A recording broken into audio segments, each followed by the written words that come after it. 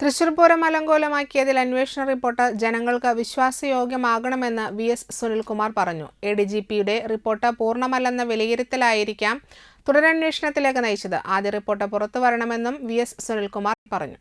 Report തള്ളി എന്നുള്ള ഒരു വാർത്ത ഞാൻ കേട്ടിട്ടുണ്ട്. തള്ളിയതാണോ അതല്ല ആ റിപ്പോർട്ട് പൂർണ്ണമായ കാര്യങ്ങൾ പരിശോധിക്കാത്തത് കൊണ്ട് കൂടുതൽ വിവരങ്ങൾ വേണമെന്ന് കരുതിയതാണോ എന്ന് നമുക്കറിയില്ല. അപ്പോൾ തള്ളി എന്ന് നമുക്ക് പറയാൻ പറ്റില്ല.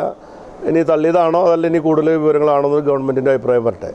ഏതാണെങ്കിലും ഒരു പുതിയ വിവരങ്ങൾ കിട്ടേണ്ടതുണ്ട് എന്ന് സർക്കാരിന് മനസ്സിലായ സാഹചര്യത്തിൽ എത്രയും വേഗം ഒട്ടും താമസിക്കാതെ ഈ രാഷ്ട്രീയ ഗൂഢാലോചന അടക്കമുള്ള പൂരം കലക്കിയതിൻ്റെ പിന്നിൽ പ്രവർത്തിച്ചിട്ടുള്ള ശക്തികൾ ആരാണെങ്കിലും അത് രാഷ്ട്രീയമായും വ്യക്തിപരമായും ഒക്കെ ഇടപെട്ടിട്ടുള്ള ആളുകൾ ഉണ്ടെങ്കിൽ ആ കാര്യങ്ങളെല്ലാം പുറത്തു വരത്തക്ക വിധത്തിലുള്ള വിശദമായ അന്വേഷണം താമസം വിന എന്ന് ഞാൻ പറയാൻ കാരണം ഇപ്പോൾ തന്നെ 5 മാസം നമ്മൾ കഴിഞ്ഞിരിക്കുന്നത്. തൃശ്ശൂർ പൂരം കഴിഞ്ഞിട്ട് 5 മാസം കഴിഞ്ഞിരിക്കുന്നു.